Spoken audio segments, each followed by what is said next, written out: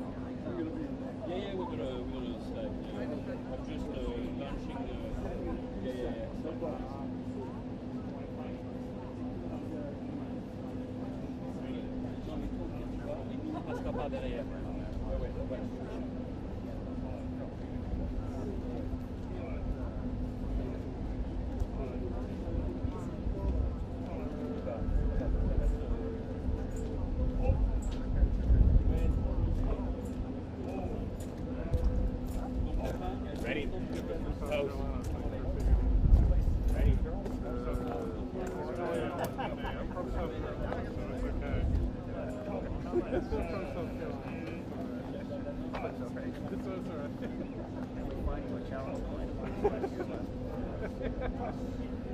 got 40 bucks in my pocket. You might be able to push past his shoulder there. I think you'll have it.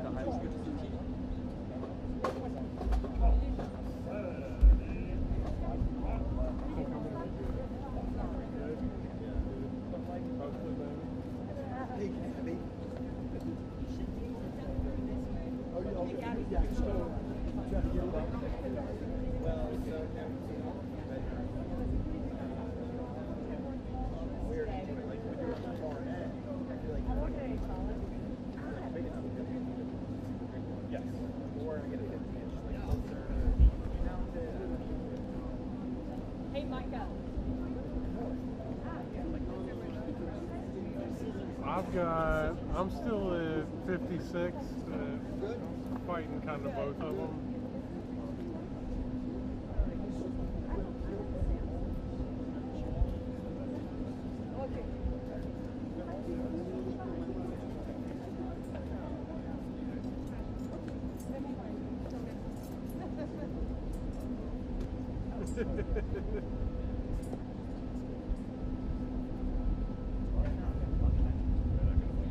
Best behavior, Alex. Yuri.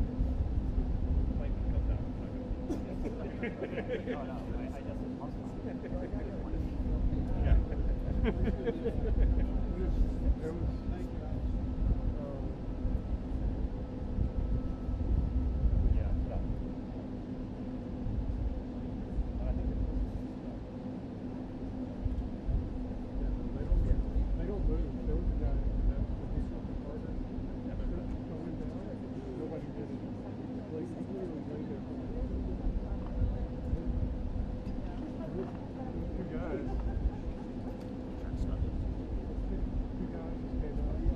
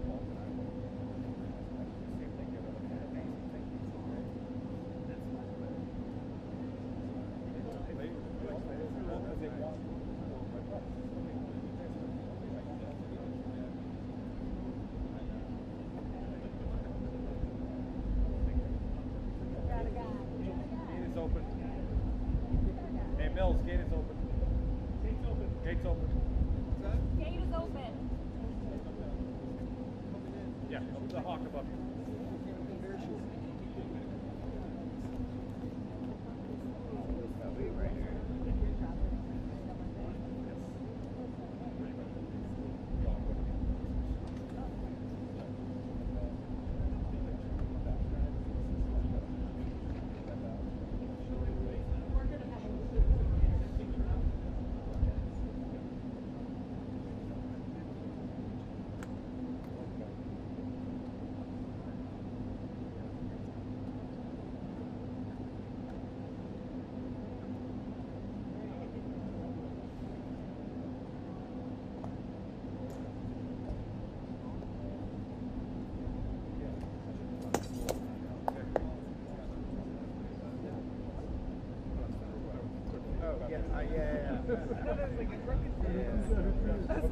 Like some of her lens cap fell off.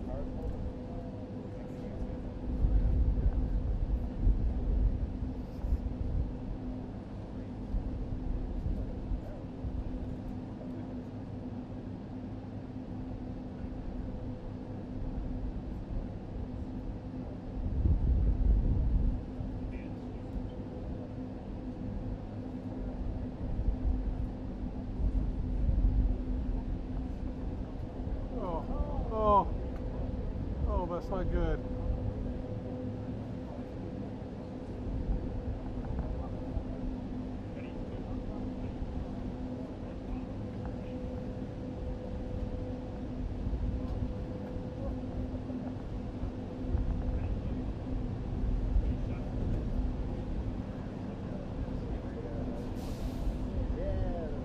President Trump, do you have a message for Pope Francis, sir, who's still in the hospital? Do you have a message for Pope Francis, sir?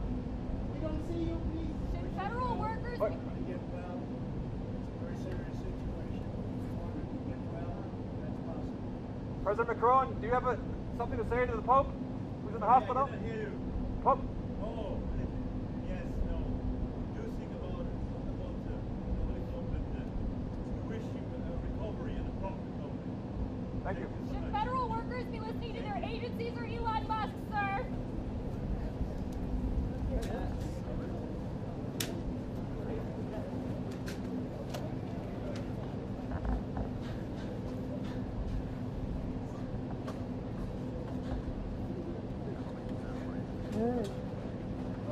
Thank you, buddy. All good. Thank goodness that flag went straight back. How'd that work for everybody? Thank you. As soon as he pulled the flag back, it was good.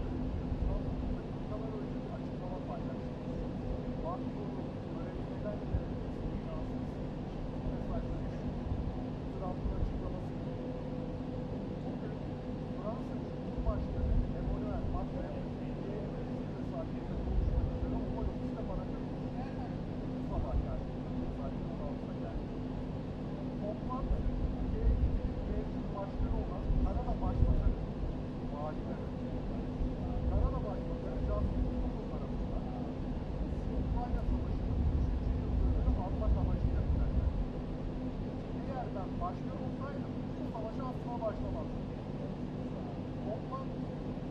Toplantıya katılan herkes savaşın sona ermesini hedefini dile getirdi. Ve ben de ABD ile Ukrayna arasındaki hayati öneme sahip generaller ve dağıtık toprak elementleri anlaşması görevini buldum. Yani ondan savaştan bahsediyor. Ben de maden anlaşmadan bahsediyorum. Bu anlaşmanın çok yakın imzalanması oldu. Bu anlaşma ekonomik ortaklık oldu.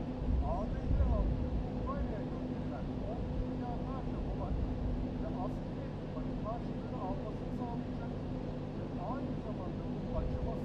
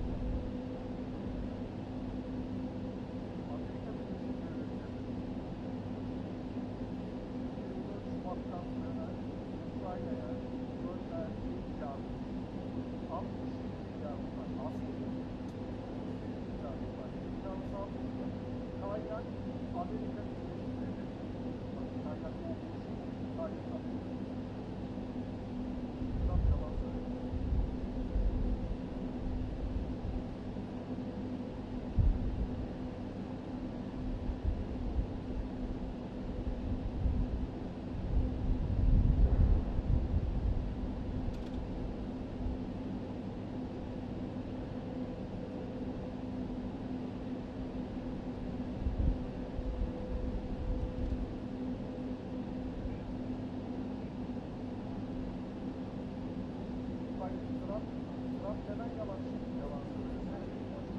Biraz önce okuduk ya Trump'ın açıklaması. Resmi bir açıklama olarak yapılmış zaten. Kendi yazması. Orada ne diyor? Ukrayna'ya gönderilen onlarca milyar dolar ve askeri ekipmanın karşılığında aldığı söyleyecekler. Çok doğru. Yani resmi de olunca onlarca milyar dolar. Trump kafalar attı hala. 500 milyar dolar istiyor. 500'e yakın bir şey olduğunu söylemişler abi.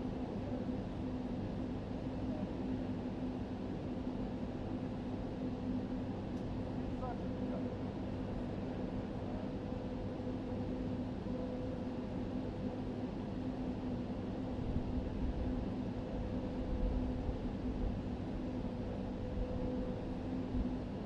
Zaten olay şu. Olay şu. 183 milyar dolar ayrılan para. Yani Londra'dan gönderilen para, 100 milyar şu ana kadar giden para. Yani cepten çıkan para.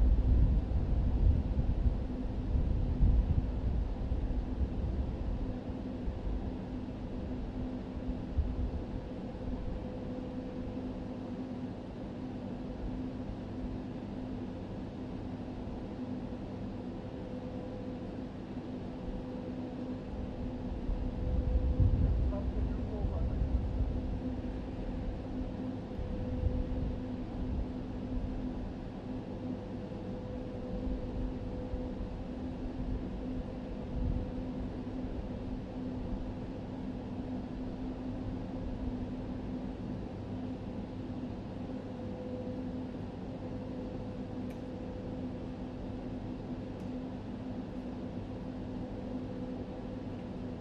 Bundan bahsediyor.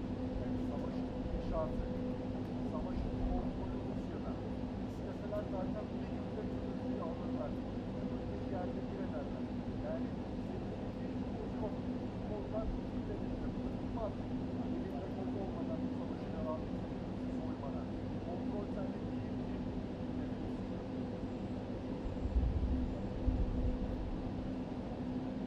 Zaten Trump son zamanlarda ölçüsü olmaz. Yani bu açıklamalar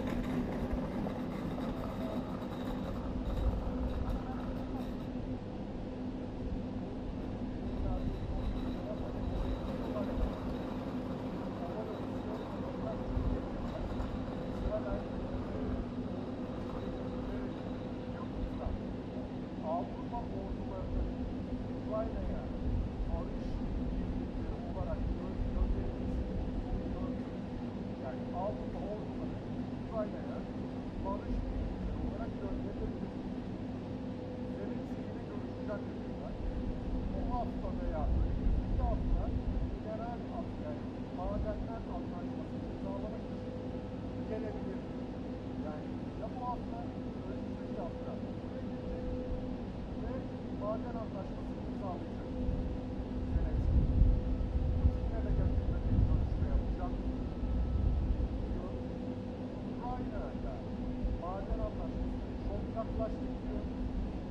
Macron ise Avrupa daha güçlü bir ortak olmak ve savunma konusunda daha fazla şeyler yapmak için istekli.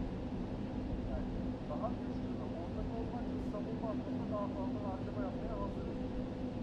Ayrıca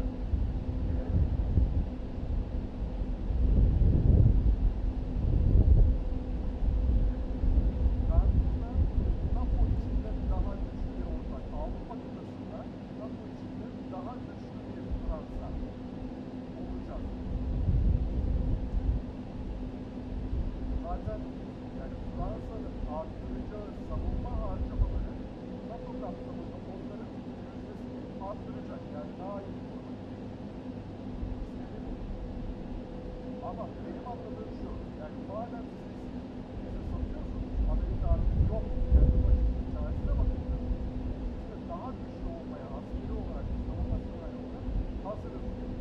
Bir de Macron diyor ki, Ukrayna'da sağlam bir barışın garanti edilmesini istiyor.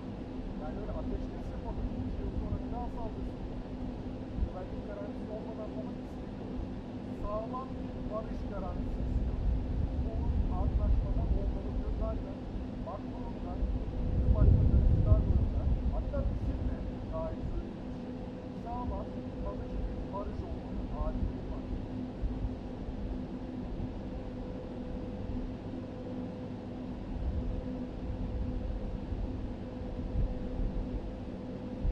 Aslında şu en son söylediklerim var.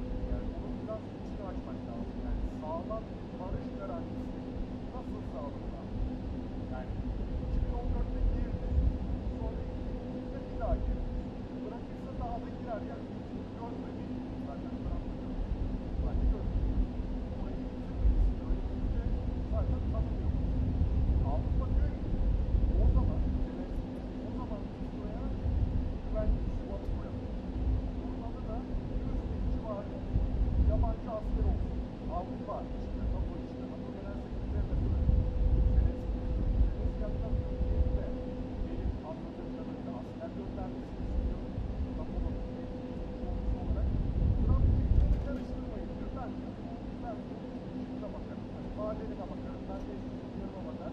Çekilirim. Siz ne yapıyorsanız yapın diyor. Zaten bizim sözümüz o.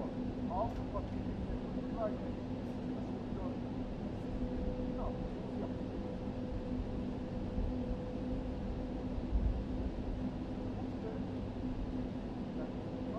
NATO bu işin içinde. Yani görüşmeleri, NATO Genel Sekreteri ve işin içinde. NATO kapsamında bulunursa zaten hani bir zorlama değil, onda da gönüllü ülkeler çıkacak. Hangi gönüllü ülkeler buraya asker göndermesi? Zelenski dediği şu, biz de buraya gelemiyorsak NATO bize gelsin. Aynen böyle söyledi. Yani madem bizi almıyorsunuz, buradan NATO ülkelerinin askerleri bize gelsin diyor. Ama bunlar da boş değil, bunu da kabul etmem diyor. Bence ikna edilecek yer şu. Tamam sen yap maden anlaşması. Sen kendi işine bak ama biz burada güvenlik sağlayacağız. Bunu ikna etmeye çalışıyoruz.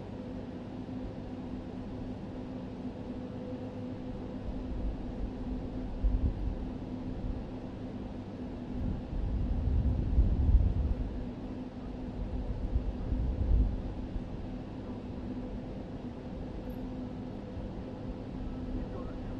Şimdi burada Zelenski 100.000 lazım diyor ama şöyle düşünelim. Diyelim ki 100.000 onların 20.000 olsun. Böyle çok daha az sayı ama 20.000 NATO askeri. Biz oraya zaten saldıramayız. Çünkü ben gücüyüm zaten. Barış gücü. Yani Trump söylüyor zaten. Barış gücü olarak gitmelerinde sorun yok.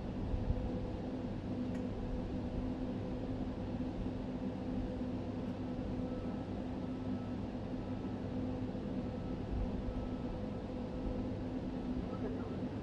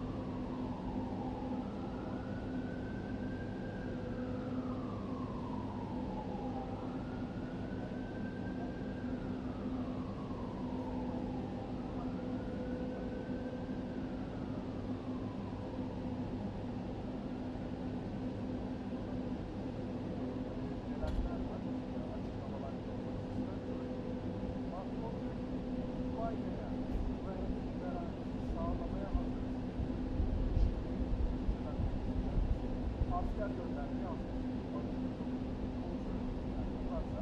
Fransız askerleri Ukrayna'ya gitmeye hazır. İngilizler silahlarımız gelişti zaten. Bir tane ülke hazır. Şimdiden Ukrayna'ya asker göndermeyi.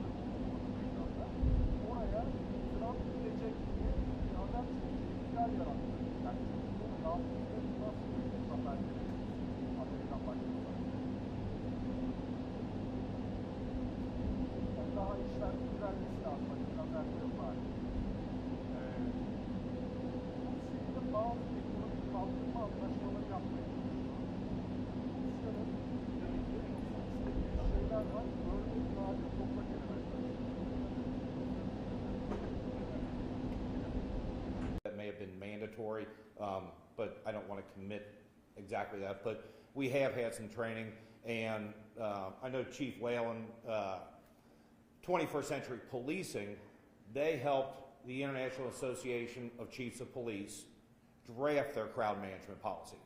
And I can tell you, not with having gone through a full review, which will take some time, consistent with the IACP model policy on crowd management. Chief, just real quick. Yeah, go ahead first. Nick from WGXU. Just a couple quick questions. First, are there concerns that this could happen again? I know that somebody was cited last night for distributing hateful material over on the block on the Lincoln Heights side. And then second question, I know that there's this report coming. Is there anything that kind of jumps out that might have to happen differently if this does happen? Day in that we had a G7 and President Macron is a very special man in my book. We were together, we did it together, and I think a lot of progress has been made. We've had some very good talks with Russia. We've had some very good talks with others, and we're trying to get the war ended with Russia and Ukraine, and I think we've come a long way in a short period of weeks. And the president's been very helpful also. And we're also talking about trade, various trade deals that we will be doing with France, and we'll be discussing a little bit further. Then we'll have a press conference later on. You can ask some questions. We'll be having a press conference in a little while. We're going to have lunch with the entire French staff, and we look forward to it. And again, the relationship's been very special with France and very special with this gentleman on my right.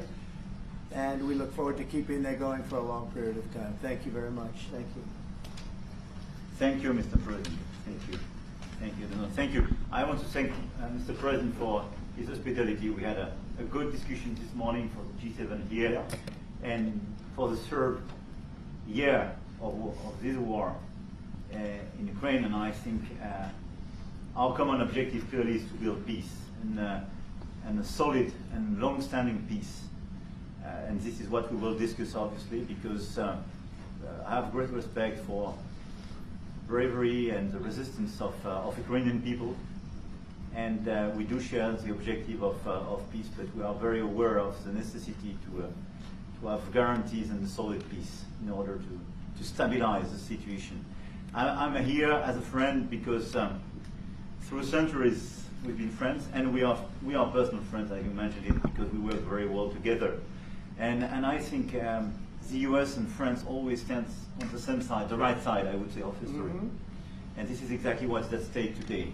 And this is a very important moment for Europe as well. And I'm here as well after discussions with all my colleagues to say that Europe is willing to step up, to be a stronger partner, to do more in defense and security for this continent, and as well to be a reliable partner and to be engaged on trade, economy, investment in a lot of topics. So I'm very excited by the discussion we will have, and obviously we will follow up. And I want to thank you again, Mr. President, for your presence for Notre-Dame de Paris. It meant a lot for French people, and I want to thank you for that. That's the cathedral, and they've done a fantastic job. The president's done a great job in bringing it back. That was a terrible thing, like, what, 5 years ago? Yeah. Watching that burn was a very horrible sight, and you've done a fantastic job in bringing it back, so I congratulate you. Thank you for being here. Thank you very much.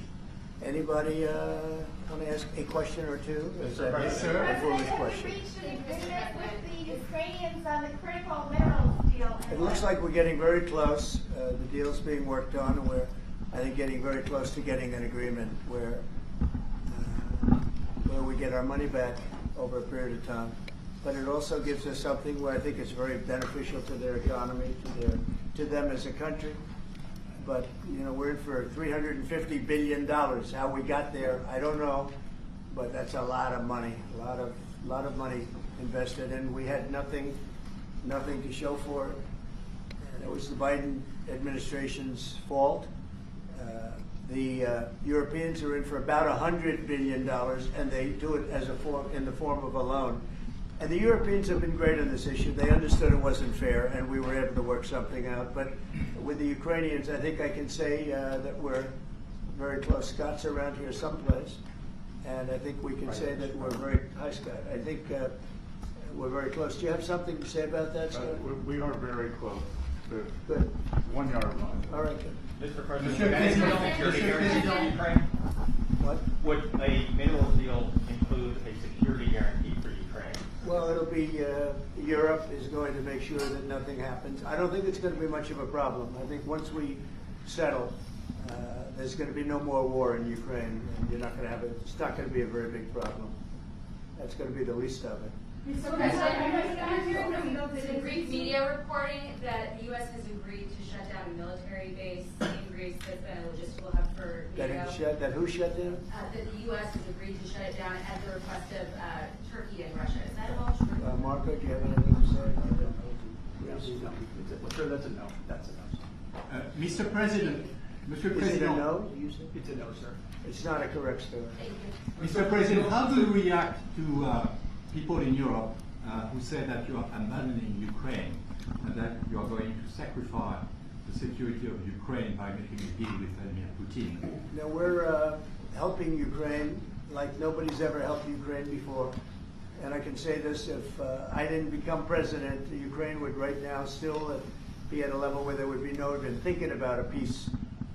And it was, it's a sad thing that this happened. This would have never happened, this war, if I were president. Zero chance. And it has happened. So my function is to get you out of the war, get them out of the war, let them live. It's a bloody war, it's a horrible war. Thousands of people are being killed a week. And I would say Russia, maybe 700,000 people. I think Ukraine probably a similar number. And that's not talking about the towns and the cities that have been blown up. That's talking about soldiers. This has been a horrible, bloody mess. And we're going to get it solved. We got to get it solved. And you know, we're not talking about America's soldiers. Soldiers from this country. We're talking about Russia and Ukraine. But on a humanitarian basis, we have to get this very, very bloody, savage problem solved. And I will say this also, it could lead to World War III if it's not solved. You know, there'll be a point at which it's not going to stop at those two countries. Already there's such involvement from other countries. And it could really lead to a very big war, World War III. And we're not going to let that happen either. Would you support the idea to send European troops in Ukraine to back the ceasefire? European troops may go into Ukraine as peacemakers. So when the agreement is done, they can watch that everything is followed properly. I don't think that's going to be a problem. And a lot of the European countries, I think, I don't want to speak for France, but I know that the president's talked about doing that also. I think that'll be a very good day when we can go in as peacekeepers as opposed to what's going on right now with everybody being killed. Will they have U.S. backing, those troops going into Ukraine? Will they have U.S. backing from U.S. troops? Well, we're going to have a backing of some kind, and obviously the European countries are going to be involved, and I don't think you're going to need much backing. I think that's not going to be a problem. Once an agreement is signed, Russia's going to get back to its business, and Ukraine and Europe are going to get back to their business. I don't think it's going to be a problem. Mr. President, could you meet with President Zelensky soon? What? Could you meet with President Zelensky soon? I will be meeting with President Zelensky. In fact, he may come in this week or next week to sign the agreement, and which would be nice. I'd love to meet him. Would meet at the Oval Office. So the agreement's being worked on now. They're very close to a final deal. It'll be a deal with rare earths and various other things, and he would like to come, and I understand it, here to sign it, and that would be great with me. I think they then have to get it approved by their council or whoever might approve it, but I'm sure that will happen. Monsieur le Président Macron, est-ce que At some point I'll be meeting meeting with President Putin also, yes. I don't know when we speak. We're trying to get this thing worked out, but yeah, at some point I'll be meeting with President Putin too. Monsieur Macron, s'il vous plaît, est-ce que vous pouvez me dire quelques mots en français? I can say a few words in French. Yes, please. No, le président l'a dit, je pense que c'est un moment important. C'est un moment important de la discussion. On veut bâtir la paix en Ukraine et le bilan qui a été rappelé, une réalité, il y a d'1 million de morts et de blessés depuis le début de ce conflit et de cette guerre d'agression. Notre volonté, c'est que cette paix dure, parce que nous avons déjà eu un cessez-le-feu et une paix qui n'a pas été respectée. C'était les accords de Minsk, 1 puis 2.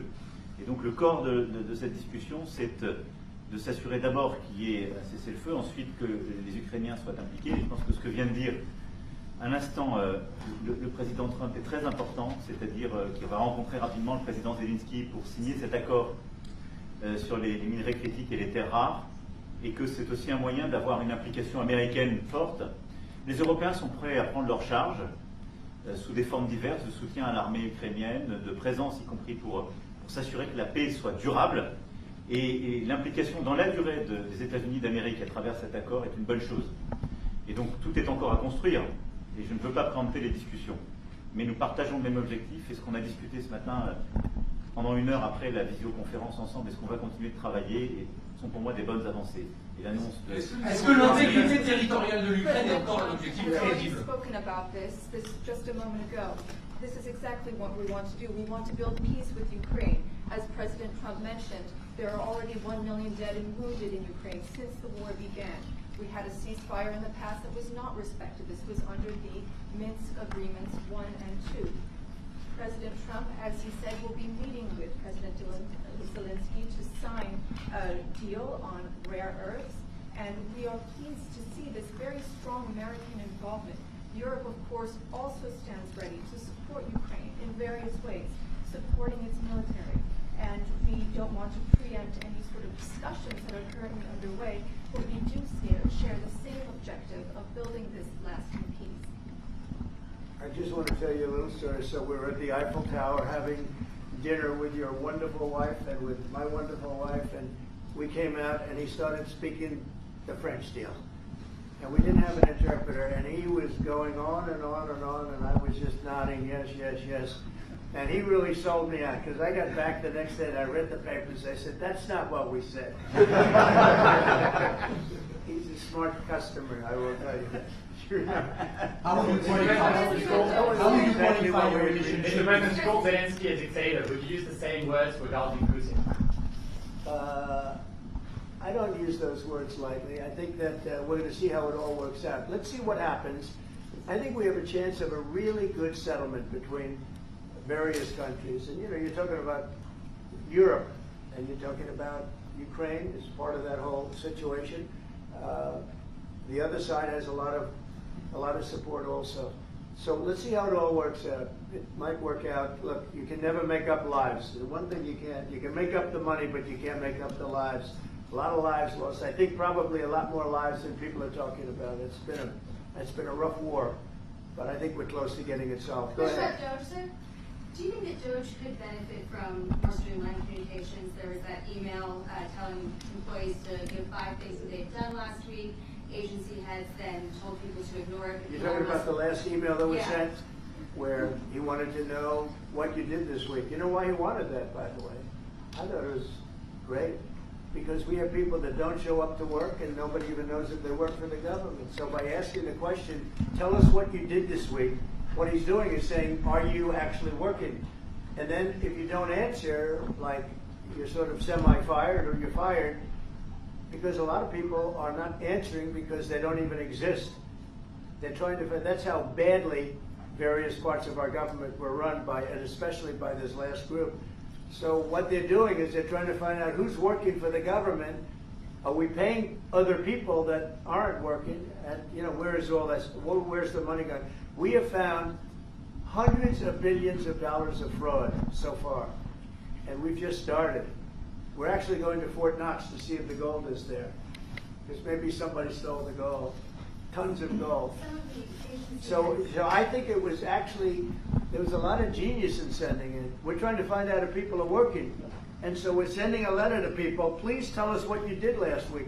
If people don't respond, it's very possible that there is no such person or they're not working. Some of the agency has instructed their employees not to respond. They were waiting on further guidance, but Elon Musk's tweet said a failure to respond would be taken as a resignation. So there's been a disconnect in communications. Yeah. Are you concerned at all about that? No. That was done in a friendly manner. Only things such as perhaps Marco at State Department, where they have very confidential things, or the FBI, where they're working on confidential things.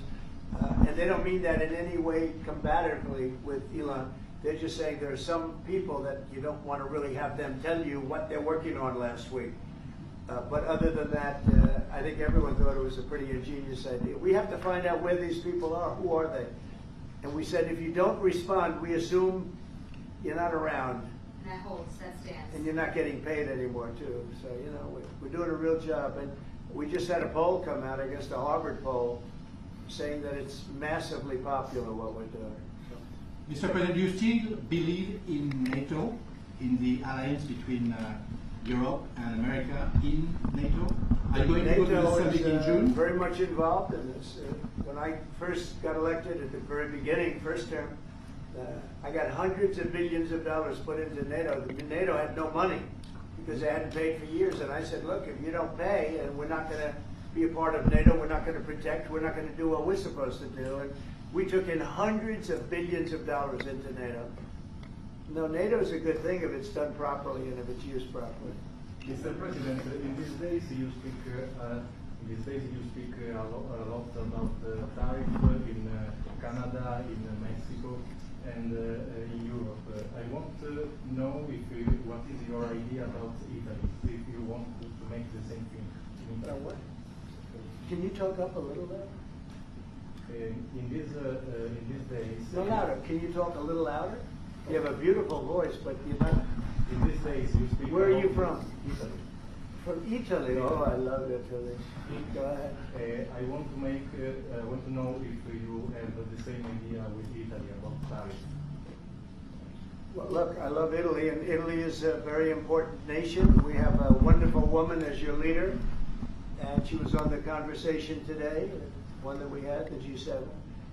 And no, I think Italy is doing very well. I think Italy's got very strong leadership with Georgia.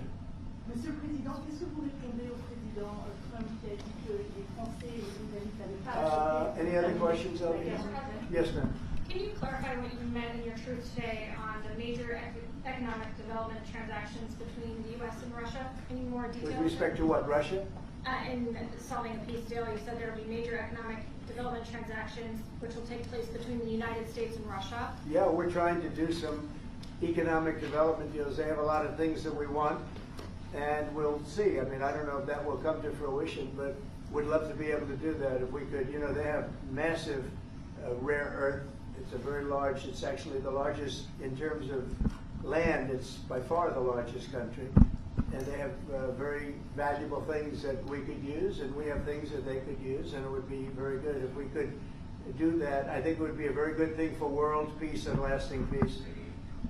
Well, I mean, our first, by far, our first thing that we want to do, the first element of the overall transaction is ending the war. But if, just as we're doing with Ukraine, if we could do some economic development in terms of Russia and getting things that we want, something like that would be possible, yes. Mr. President, Yes, go ahead, please. Can you explain the rationale in having the U.S. vote against the UN resolutions that Ukraine proposed and also the U.S. proposed? I would rather not explain it now, but it's sort of self-evident, I think. Mr. President, first, what about increasing the tariffs on products from the European Union? Is that still something you want to do today? Well, it's not increasing, it's reciprocal. So whatever they charge us, we're charging them. So it's not a question of increasing. If they charge us 20%, we charge them 20%. If they charge us 30 or 40%, then we do that too. So that would be on European Union, but that really would be with respect to everybody. It's reciprocity. So reciprocal. Whatever they charge us, we charge them. Nobody has a problem. Even you, as the you don't have a problem. Mr. President, are you thinking of going to Moscow soon, maybe in May for the 9th of May for the anniversary? I mean, not soon, but I would be certainly, if this all gets settled out, which I think it will, sure, I would go there. On the 9th of May? And come here too. On the 9th of May on the Red Square? I don't know the 9th of May now. I think that's pretty soon. But no, at the appropriate time, I would go to Moscow. When do you see the war will end? I think we'll work it in soon. How soon? Within weeks. Weeks? Yeah. At what price for Ukraine? Do you think so? I'd like to ask that you. I think we could end it within weeks if we're smart. If we're not smart, it'll keep going, and we'll keep losing young, beautiful people that shouldn't be dying. And we don't want that. And remember what I said, this could escalate into a third world war. And we don't want that either. Mr. President, your envoy Steve Witkoff suggested a temporary ceasefire in the conflict, but the Russian government has denied that out of hand. Do you worry that they're not dealing in good faith? No, I think they, at some point, will agree to that. I think they probably wanted to. And I think once you have a ceasefire, it's going to end, because they're not going from a ceasefire back to war. I think people have had their full. I'm just glad I was able to help, because there was no communication with Russia until I came along. Biden didn't communicate. He couldn't communicate with his own child. So Biden didn't communicate. He couldn't. It was terrible. He hadn't spoken to Putin in 3 years. You're trying to end a war. People are being killed. Every week, thousands of people are being killed. Soldiers, in this case, mostly. Also towns, as missiles go in and back and forth. No, it's a shame. This should have never happened. This is a very sad, this is going to go down in the history books. This is a very sad moment, because that should have been stopped. That should have never started. And if it did start, it should have stopped the first week, not 3 years later. Okay? Je vais répondre sur Juste, je pense que plusieurs questions de votre collègue qui ont été posées en français et qui rejoignent les questions posées par les collègues américains. D'abord, cette discussion est utile et construire la paix est une nécessité. La deuxième chose, c'est qu'il y a aujourd'hui une capacité de dissuasion qui est restaurée, et que c'est ce que veut dire le président Trump quand il dit qu'il n'y aura plus de problème. Je pense que la force du réengagement américain aujourd'hui, c'est en quelque sorte l'incertitude aussi pour le président Poutine. Et donc il y a une capacité de dissuasion qui est là, qui permet de sceller d'abord sans doute une trêve, la capacité à vérifier que cette trêve est respectée, et ensuite un accord de paix qui permettra de reconstruire l'Ukraine et de lui apporter aussi les garanties de sécurité. Dans le cadre de ces garanties de sécurité, nous pensons que nous avons notre rôle à jouer. Et donc, on verra à ce moment-là de la discussion, je ne veux pas la préempter, ce qui est nécessaire pour que l'Ukraine puisse rester un pays souverain. Et d'ailleurs, dans les discussions entre l'Ukraine et les États-Unis d'Amérique, il y a cette question d'une souveraineté ukrainienne qui est respectée. Et donc, nous, ce que nous avons préparé, en particulier avec nos partenaires britanniques, dans le cadre d'un travail très étroit qu'on a mené ces dernières semaines, et partagé avec tous les pays européens et alliés qui sont prêts à s'y joindre, c'est l'idée de dire on est prêt à apporter ces garanties de sécurité. Les conditions, elles doivent en être définies. Elles doivent être définies par l'accord. Ça peut aller jusqu'à l'envoi, comme l'a dit le président, de troupes qui iront observer que la paix est bien respectée, qui iront se positionner, pas sur la ligne de front, pas pour justement, en quelque sorte, être dans le conflit, mais marquer une présence comme une garantie. Il y a d'autres moyens de soutenir, qui peuvent être des soutiens accrus et capacitaires à l'armée, des structures nouvelles. Et je pense aussi que l'accord qui est discuté, le président l'a dit, la crédibilité américaine qui est mise dans ce moment, c'est aussi montrer que chacun est dans son rôle, mais que nous avons une unité, Européens et Américains, et donc avec une forme de garantie que les Américains prennent par la discussion sur les minerais critiques qui sont en train de finaliser. La guerre peut s'arrêter dans plusieurs semaines. That is the most beautiful language. I have no idea what he's saying, but that is the most elegant, beautiful language. Go ahead, please. This is a question that was asked by several. What we need to do is make sure that we are building peace. We have deterrence capabilities that have been restored. As President Trump said, there won't be any more problems. We've seen the U.S. re-engagement and the message that sends to Mr. Putin. We have deterrence, which will allow a truce to take place, verification of that truce, and then a peace agreement can be put in place so that we can start rebuilding Ukraine with security guarantees, and we have a role to play in that. Again, I'm not preempting any discussions, but we've spoken about Ukraine's sovereignty, and that has been a subject of discussion between the U.S. and Ukraine. We have also been working closely with our British partners this week. We've shared this information with other European countries, and we are ready and willing to provide those security guarantees, which could perhaps include troops, but they would be there to maintain peace. They would not be along the front lines. They would not be part of any conflict. They would be there to ensure that the peace is respected. Our assistance may include other capacity building, perhaps for the military. We see U.S. credibility here. We each have our role to play, but we will be done in a united fashion. Mr. President, do you think that Ukraine should give up a part of its territory? Well, we're going to see. It's a negotiation that's just starting, and they've been fighting, and there's been a lot of land that's been taken. So we'll have to see how that works out. That's part of the negotiation. I will say there was great unity in that room today, via Skype or whatever. But it was great, tremendous unity today in that room with the other countries. Ukraine wants those territories back. Can they take it back? What they lost in the past years? That's not an easy thing to do, is it? Right? It's not an easy. It's asking whether or not you can take back the land that they lost. And I say that, yeah, perhaps some of it, yeah, I hope so. But that's not an easy thing to do. But not everything.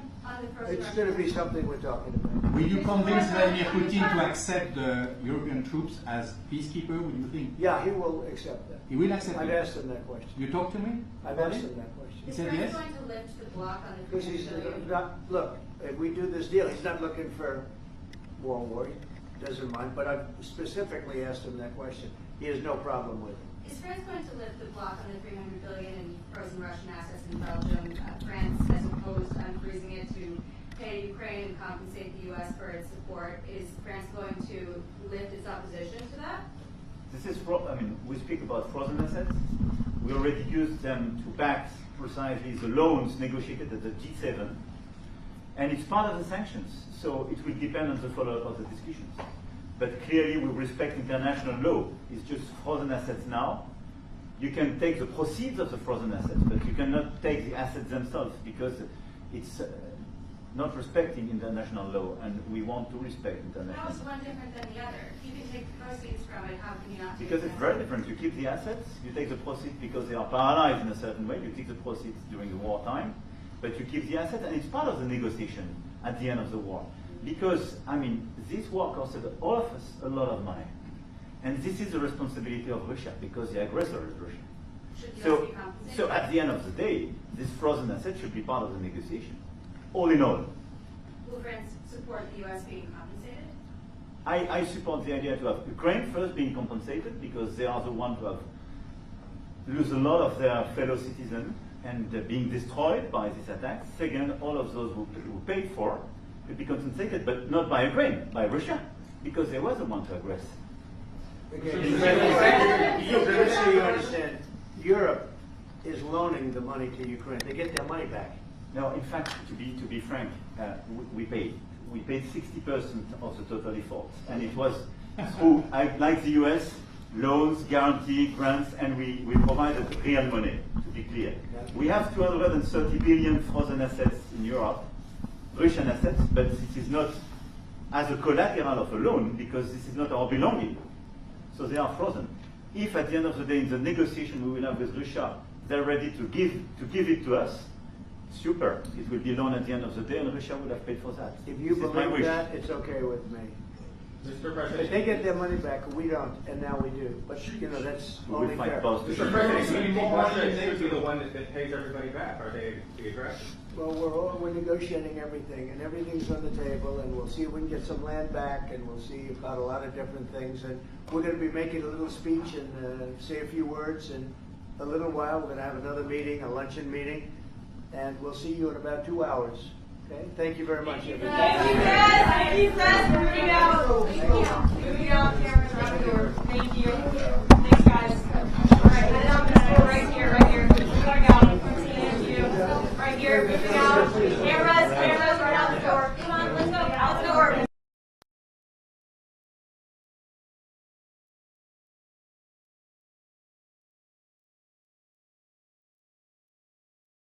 Reuters service.